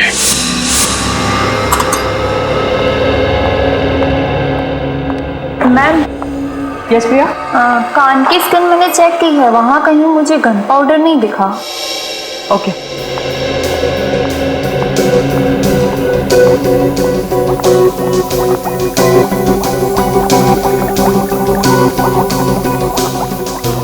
तो फिर हम लोग चलते हैं? नहीं, मतलब यहाँ रुकने का कोई फायदा मुझे तो नहीं दिख रहा। फायदा है रजत। क्या? इंतजार खत्म हुआ आप लोगों का। रौनक की मौत गोली से हुई है। गोली से?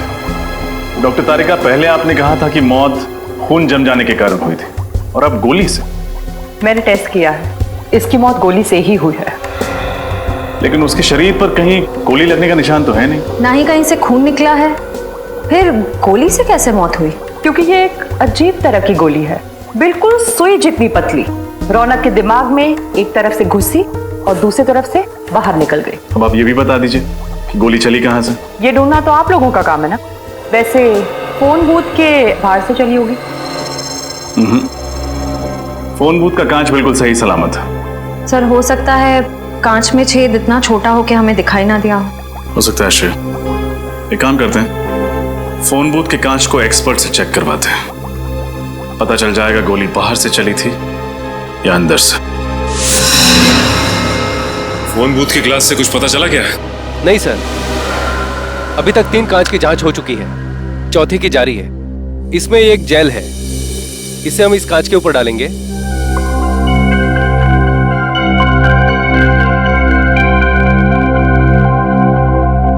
इस कांच पर फैलाने के बाद इसे एक सूखे कपड़े से पोंछ देंगे।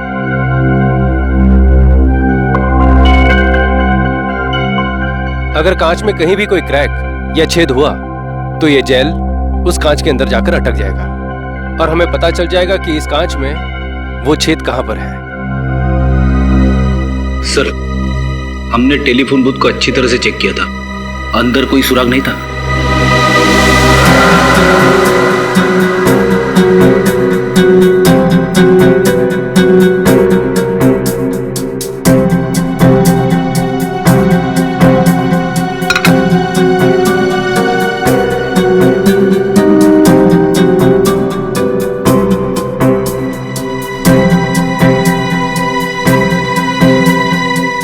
नहीं सर, कांच में ना तो कोई क्रैक है और ना ही कोई छेद। कमाल है, ये कैसे हो सकता है? बाहर से कोई भी हथियार बूथ के अंदर आया नहीं, फिर ये खून हुआ तो हुआ कैसे?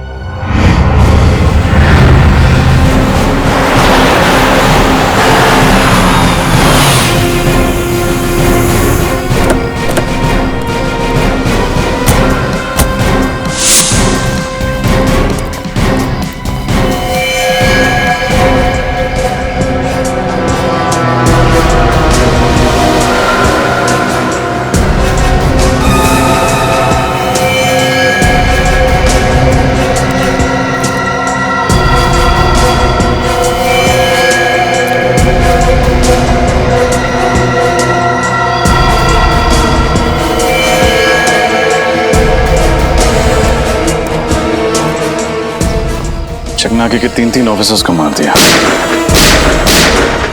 ये काम अकेले सुप्रिया का तो हो नहीं सकता। जरूर सुप्रिया के साथ कोई था जो उसकी मदद कर रहा है। कोई सीसीटीवी कैमरा नहीं दिख रहा। चकनाके पे सीसीटीवी कैमरा तो होना चाहिए था। सर, वो रहा सीसीटीवी कैमरा, मगर टूटा हुआ है सर, वायर भी लटक रही है।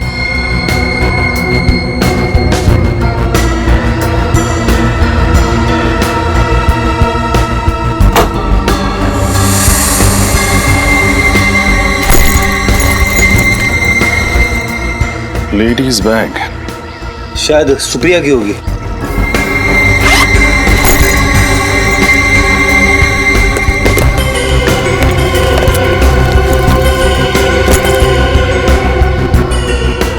सुप्रिया का ही है। इसका लाइसेंस, उसके क्रेडिट कार्ड्स। हो सकता है सर कि इन तीनों ऑफिसर्स ने सुप्रिया को बस में देखा, उसे बस में से उतारा और फिर हमारे आने तक उसे यहाँ पे बिठा के रखा। हो सकता है। लेकिन एक बात समझ में नहीं आ रही सर, अगर सुप्रिया अपने साथियों के साथ इन तीनों ऑफिसर्स का खून करके भाग गई तो फिर उसने ये पर्स यहाँ पे क्यों रखी? इसी सवाल का तो जवाब ढूंढना है फ्रेडी। कोई भी मुजरिम इतना बड़ा सबूत पीछे छोड़ के क्यों जाएगा?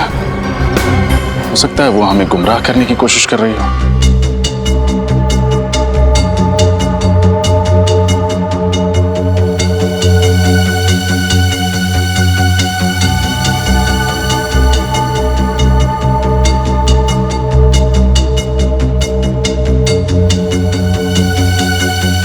तारिका, वो सुई जैसी गोली रौनक के एक कान में घुसी और दूसरे कान से निकली, और निकली बड़ी तेजी से। जाहिर सी बात है वार दूर से ही हुआ होगा। 1 मिनट। नहीं रजत, वार दूर से नहीं हुआ। तो फिर कहां से हुआ? एकदम नजदीक से, फोन बूथ के अंदर से। लेकिन डॉक्टर तारिका, हमने पूरा फोन बूथ चेक किया था, कांच भी सही सलामत थे। फिर कहीं वो गोली इस फोन के रिसीवर से तो नहीं निकली थी? नहीं श्रेया, रिसीवर से गोली नहीं निकली थी, क्योंकि रौनक को दाएं कान में से गोली घुसी और बाएं कान से गोली निकली, और उसने रिसीवर अपने बाएं कान में पकड़ के रखा था। यानी जो कुछ भी था जिसमें से वो गोली निकली थी वो दाएं कान के करीब था। हाँ। हमें फिर से उसी जगह जाना पड़ेगा। जहां पे रौनक की लाश मिली थी।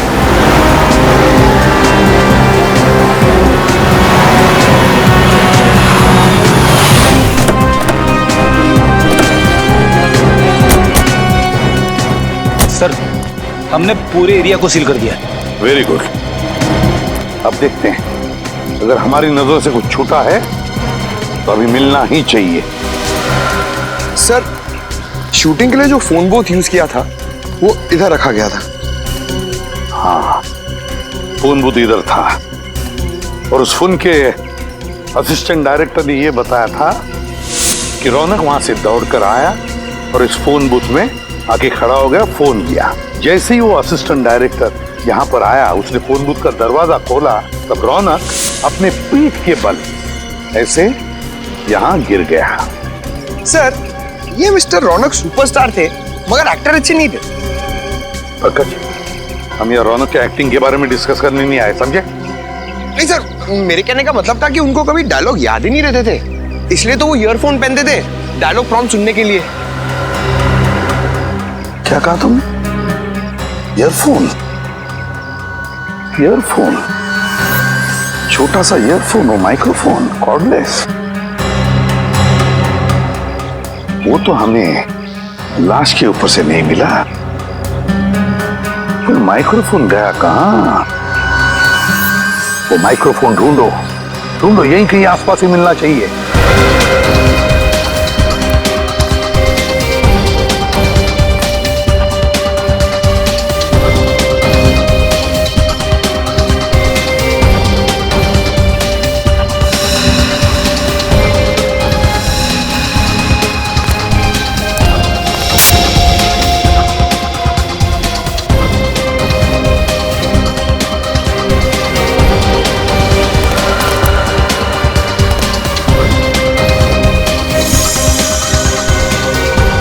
सर,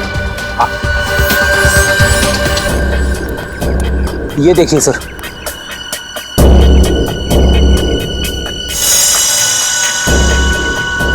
यही तो है वो माइक्रोफोन, यही है। उठाओ इसे, संभल के, ध्यान से।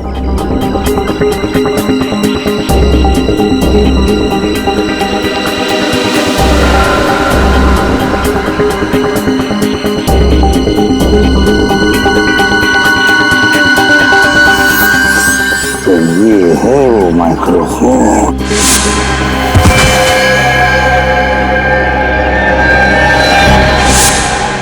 देखो कितना छोटा सा माइक्रोफोन है, कितना छोटा सा। लगता है कुछ गड़बड़ है इस माइक्रोफोन में। जरा मैग्नीफाइंग ग्लास देना तो।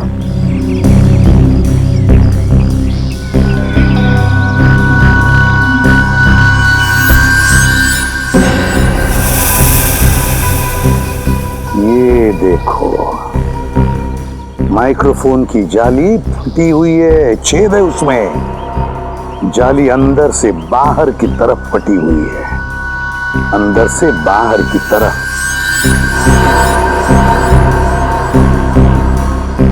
अंदर से बाहर की तरफ फटी हुई है, इसका मतलब है इस माइक्रोफोन के अंदर कोई ऐसी चीज फिट की गई थी जो बड़े जोर से अंदर से बाहर की तरफ आई।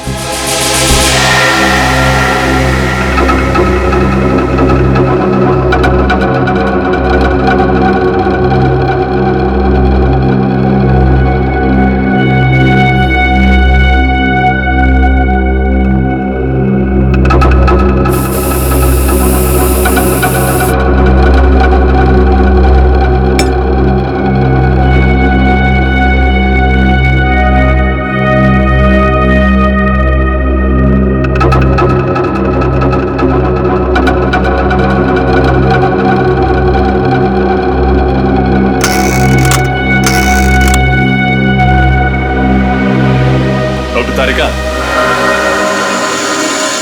ऐसे ही चक्कर लगवाती रहेंगी या कुछ बताएंगी भी? मैं तो पूरी कोशिश कर रही हूँ कि आप लोग जल्द से जल्द खूनी तक पहुंचे। दरअसल एसीपी सर बहुत गुस्से में। क्यों? क्योंकि खूनी तो दूर, अब तक हम ये भी पता नहीं लगा पाए हैं कि खून हुआ कैसे। मगर मुझे पता चल गया है कि खून कैसे हुआ। कैसे? इस ईयरपीस पर कोई लोहे की चीज, पिन या सुई वगैरह लगी हुई थी जो रौनक के ब्रेन के आर पार हो गई। आप ये बात इतने यकीन के साथ कैसे कह सकते हैं? इस ईयरपीस पे ये छोटा सा छेद तो आप लोग देख रहे हैं। इस जाली के लोहे के अंश रौनक के भेजे में मिले लोहे के अंश से मैच होते हैं। इसका मतलब वो चीज जाली से निकलकर रौनक के कान से होते हुए उसके दिमाग में घुस गई। हाँ, लेकिन इतना शक्तिशाली वार करने के लिए इस ईयरपीस में कोई यंत्र, कोई ट्रिगरिंग डिवाइस तो होगा जिसने फोर्स के साथ उस पिन को बाहर फेंका होगा। नहीं, इस पे ऐसा कोई ट्रिगर नहीं है। ये ईयरपीस मैंने अच्छी तरह से चेक किया है। तो फिर उस पिन से वार हुआ कैसे? वो पिन अपने आप तो बाहर नहीं निकली होगी। ये पता चल जाएगा, बस थोड़ा सा वक्त दीजिए मुझे। तब तक हमें उस आदमी का पता लगाना होगा जिसने ये खास किस्म का ईयरपीस बनाया है। इस प्रॉम्प्टर को ध्यान से देखिए। क्या ये आपके यहाँ का है? हाँ, ये तो हमारे यहाँ का ही माल है। पर ये आपको कहाँ से मिला? ये तो रौनक के पास था। रौनक की लाश के पास से। क्या? जी हाँ, रौनक का इस प्रॉम्प्टर से खून हो गया है। सर, पर ये तो एक छोटा सा माइक्रोफोन है। इतनी छोटी चीज से किसी की जान कैसे जा सकती है? जान जा सकती नहीं, बल्कि जा चुकी है। ये देख रहे हैं आप, इस प्रॉम्प्टर की ये स्पीकर की जो जाली है, इसमें शायद किसी ने पिन डाला था। क्या ये पिन आपने डाला था? जी हाँ, बिल्कुल, ये पिन मैंने ही डाली थी। लेकिन क्यों डाला था ये पिन आपने? सर, रौनक जी के ऑफिस से उनकी सेक्रेटरी का फोन आया था। उनकी सेक्रेटरी? कोई औरत? हाँ, वो एक औरत थी और उसी ने मुझे कहा था ये पिन प्रॉम्प्टर के स्पीकर में डालने को। उसने कहा और आपने मान लिया? हाँ, पर तभी मुझे कुछ अजीब नहीं लगा था। उसने कहा था कि रौनक जी एक एक्शन सीक्वेंस शूट करने वाले हैं जिसमें खूब उछलना कूदना होगा, इसलिए उन्हें ये पिन चाहिए थी, जिसकी वजह से प्रॉम्प्टर कान में अपनी जगह से हिले नहीं। लेकिन सर, रौनक की तो कोई सेक्रेटरी नहीं थी ना? हाँ श्रेया, इस खूनी ने ये खून बड़ी बारीकी से प्लान किया था। मुझे तो लगता है कि सुप्रिया का भी हाथ है इसमें। हाँ सर, मुझे भी यही लगता है। जिस तरह से वो सिक्योरिटी ऑफिसर को मार के भागी चेक नाके पे, उससे तो यही लगता है कि और भी लोग इसमें शामिल हैं। सुप्रिया को जल्द से जल्द पकड़ना होगा, जल्द से जल्द।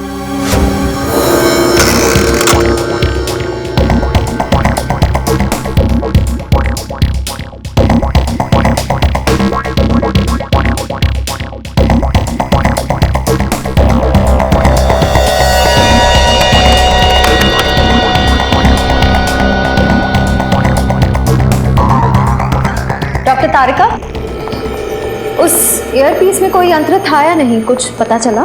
नहीं श्रेया, यंत्र ईयरपीस में नहीं बल्कि फोन के रिसीवर में था। फोन के रिसीवर में? लेकिन आपने तो कहा था कि सुई दाएं कान से घुसकर बाएं कान से बाहर निकली और रौनक ने फोन का रिसीवर बाएं कान पे पकड़ा था। तो फिर यंत्र फोन के रिसीवर में कहां से आया? दरअसल सुई ईयरपीस से बाहर फेंकी नहीं बल्कि फोन के रिसीवर से खींची गई थी। खींची गई थी मतलब? आइए मैं दिखाती हूँ।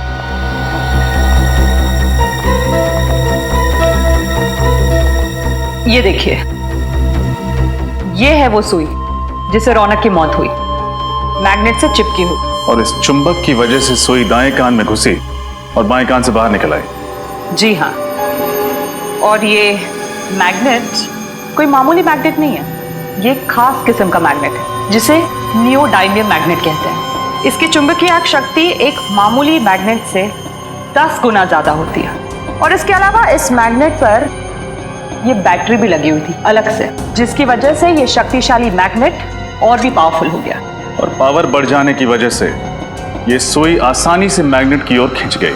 हाँ, और फोन के अंदर इस मैग्नेट में जा चिपकी, इस वजह से हमें दिखी भी नहीं। सर, इतनी खतरनाक प्लानिंग, ये काम तो किसी इंजीनियर का ही हो सकता है। सही कहा तुमने श्रेया, इंजीनियर। सुप्रिया भी तो इंजीनियर ही है ना? वो एक गाड़ी बनाने वाली फैक्ट्री में काम करती है। हाँ सर। सर, मुझे लगता है हमें सुप्रिया से पूछताछ करनी चाहिए। हाँ श्रेया, सुप्रिया से भी और उस आदमी से भी जो ये खास किस्म का मैग्नेट बेचता है। सर, 2 दिन से मेरी बेटी लापता है, उसका फोन भी नहीं लग रहा। उसके घर पे पता किया तो उसकी कोई खबर नहीं मिली। इसी सिलसिले में हम आपसे बात करने आए हैं। हमें शक है कि सुप्रिया ने रौनक जी का खून किया। क्या? नहीं, ये नहीं हो सकता सर, ये नामुमकिन है। क्यों नहीं हो सकता? क्योंकि सुप्रिया तो रौनक की पत्नी, ये बात हमें पता है। देखिए, कुछ और लोग भी मिले हैं सुप्रिया के साथ जो उसकी मदद कर रहे हैं। सुप्रिया चेक नाके पे पकड़ी गई थी, वहां पे 3 पुलिस वालों को मार के वो लोग फरार हो गए। नहीं सर, ऐसा नहीं। आप मेरी बेटी पर गलत इल्जाम लगा रहे हैं। वो किसी का खून कर ही नहीं सकती। अरे रौनक का तो कभी नहीं। वो दोनों तो एक दूसरे से इतना प्यार करते थे। कॉलेज में दोनों इकट्ठे पढ़ते थे सर, और पढ़ाई खत्म होने के बाद दोनों ने शादी कर ली। अगर ऐसी बात है तो फिर रौनक जी ने अपनी शादी की बात दुनिया वालों से छिपाई क्यों नहीं बताया कि सुप्रिया उनकी पत्नी है? क्योंकि सर उसे ऐसा लगता था कि एक शादीशुदा लड़का सुपरस्टार नहीं बन सकता, और इसलिए उसने अपनी और सुप्रिया की शादी सबसे छुपाई। सुप्रिया को भी कोई शिकायत नहीं थी। और 2 साल पहले। क्या हुआ 2 साल पहले? वो रौनक ने ड्रग लेना शुरू कर दिया था। उसको ड्रग की बुरी आदत पड़ गई थी। क्या? ड्रग्स लेने की आदत?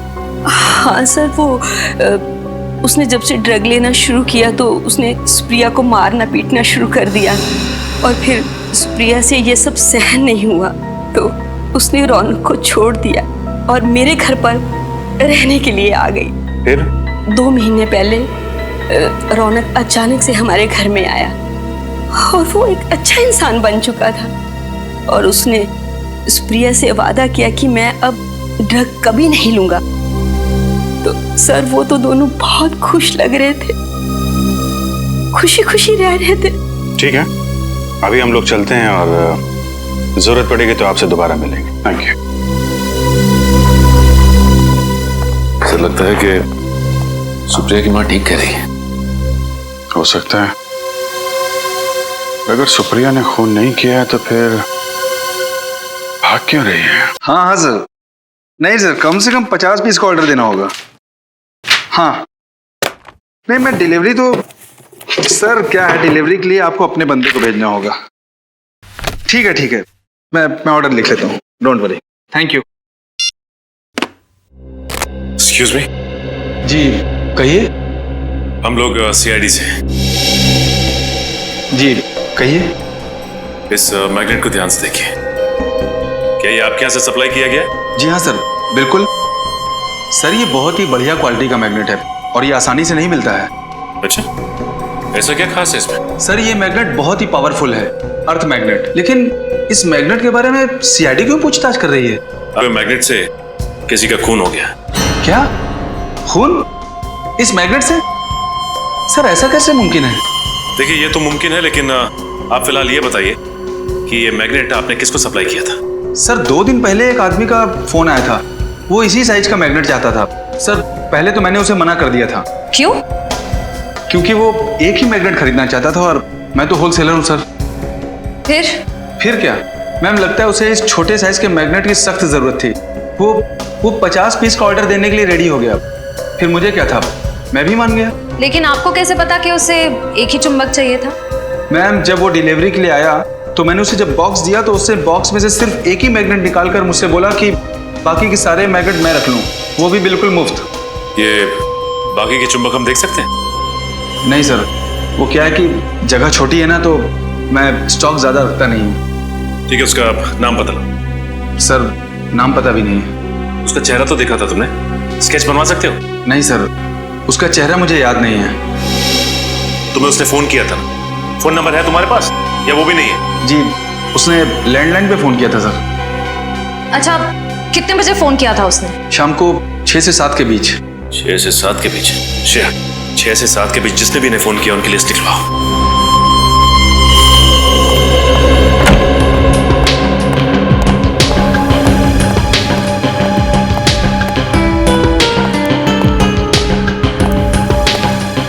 सर मैंने उस मैग्नेट सप्लायर के सारे कॉल रिकॉर्ड्स चेक किए। इस सीडी में वो सारे नंबर्स हैं जिनसे उस मैग्नेट सप्लायर को उस शाम कॉल्स किए गए थे। That's really good. अब खूनी का आसानी से पता चल जाएगा। एक काम करो श्रेया, इस सीडी को सिस्टम में रन करके देखो कोई नंबर ऐसे हैं जो इस केस से जुड़े हैं। सर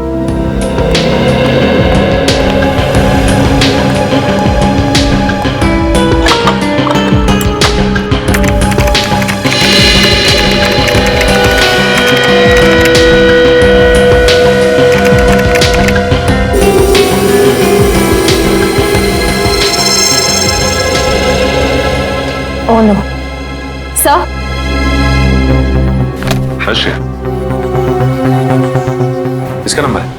सर उस शाम 6 से 7 के बीच इस लैंडलाइन नंबर से कॉल किया गया था और ये नंबर उस ऑटोमोबाइल कंपनी के नाम रजिस्टर्ड है जिसमें सुप्रिया काम करती है। ये क्या चक्कर है? मगर सुप्रिया की माँ को तो पूरा यकीन है कि सुप्रिया बेकसूर है।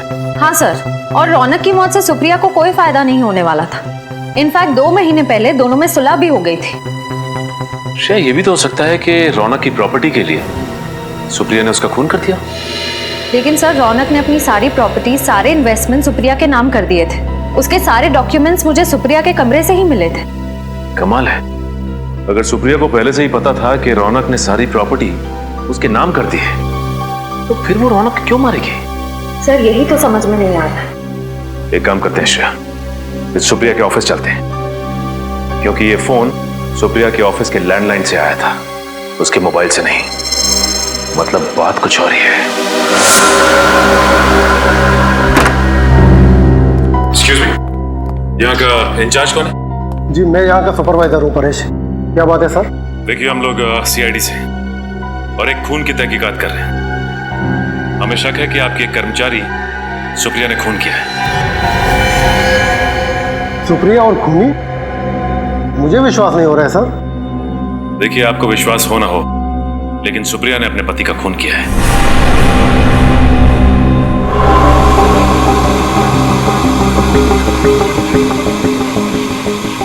सर ये टीवी 2 दिन से बिगड़ गया है, इमेज बराबर नहीं आ रही है। ये तो अच्छा हो गया कि यहाँ के मालिक मिस्टर शेखर यहाँ पे 2 दिन से आए नहीं है इस केबिन में।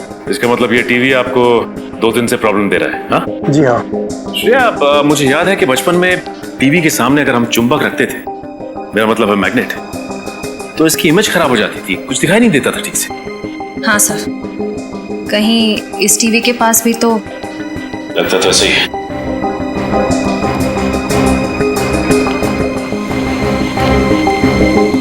ये आप क्या कर रहे हैं सर?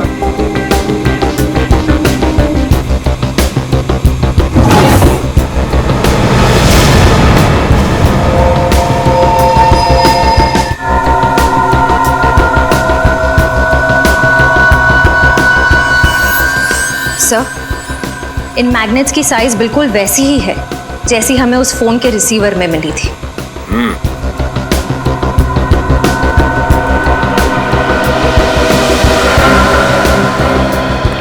ये मैग्नेट यहाँ पे कहाँ से आया?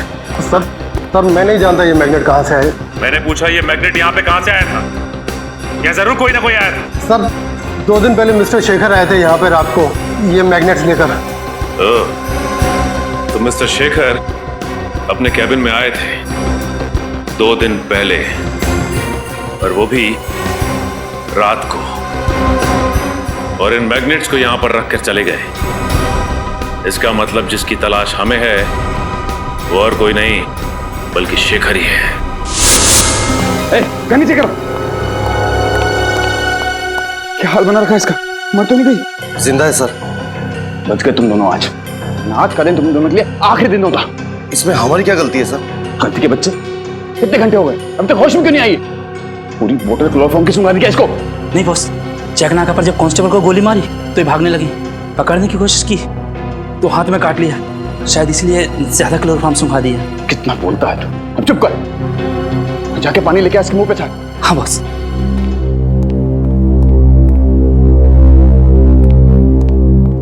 आराम से, प्यार से।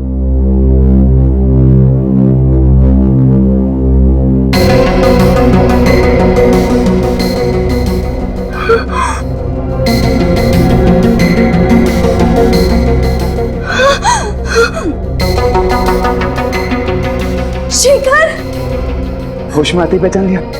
सही कहा तुमने, सही मायने में आज पहचाना है तुम्हें। क्या करूं डार्लिंग, मैं मजबूर था। वो कहते हैं ना, प्यार और जंग में सब कुछ जायज है। मुझे माफ करना प्लीज।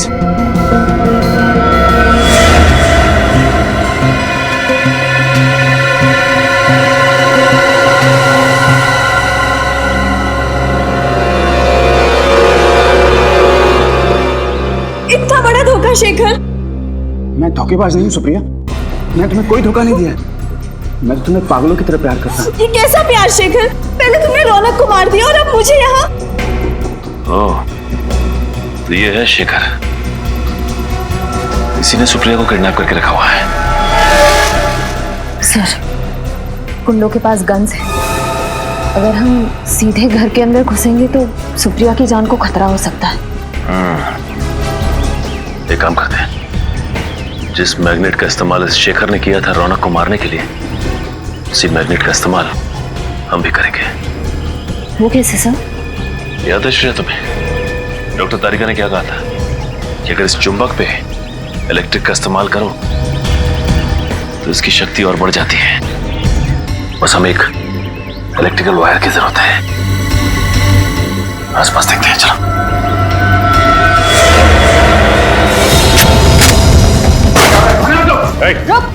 क्या हो रहा है? कौन है आप लोग? सीआईडी।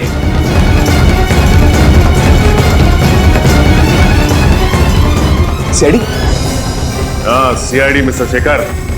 मिस्टर शेखर, जिस तरह मैग्नेट से तुमने रौनक को मारा ना, उसी तरह मैग्नेट से हमने तुम्हें अपने कब्जे में कर लिया। गलती भी नहीं भागने की। सीआईडी से कोई नहीं बच सकता।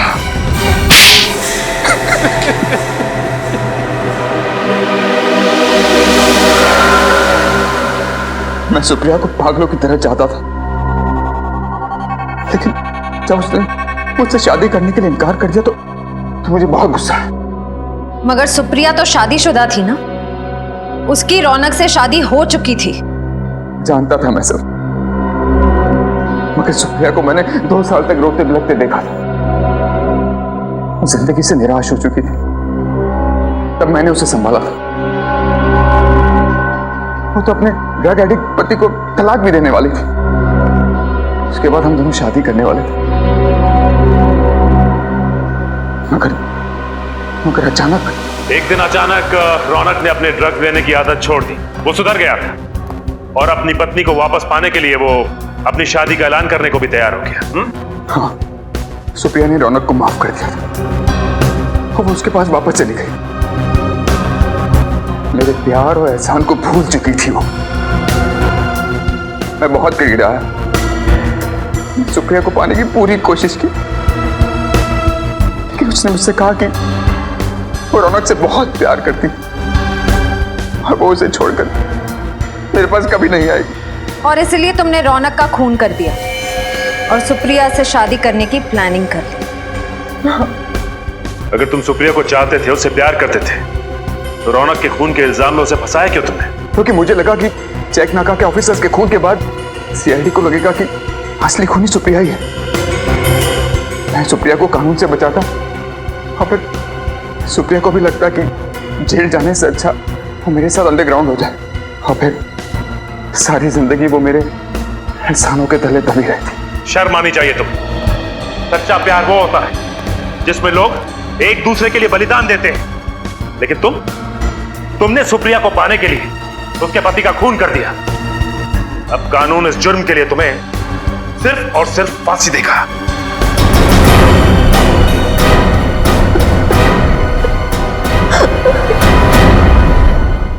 इस तरह के और भी एपिसोड देखने के लिए हमारे चैनल को सब्सक्राइब करें और बेल आइकन दबाना ना भूलें।